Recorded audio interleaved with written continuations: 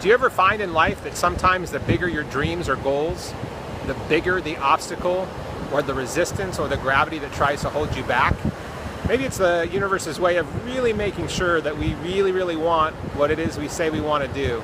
I found that sometimes life just really flows and it goes from one green light to another green light. And other times I find that there's roadblocks and hurdles and resistance. And what seems like it may take an hour takes a half a day. And what seems like it may take a day takes a week. And that's just part of life and part of the process.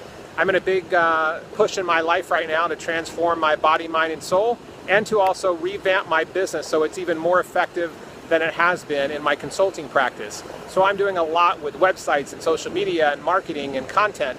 And it's been an interesting process, to say the least.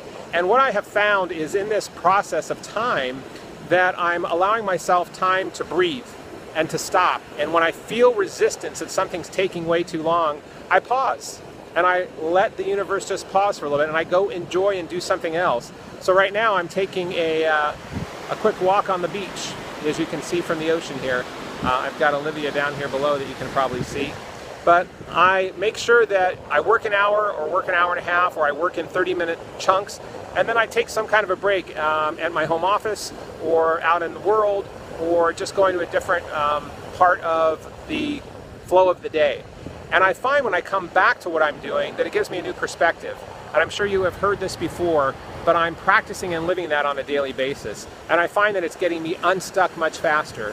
And it's allowing me to stop and smell the roses, or in this case, smell the ocean and feel the sun on my face. And I go back with a rejuvenized and refocused ability to make that happen.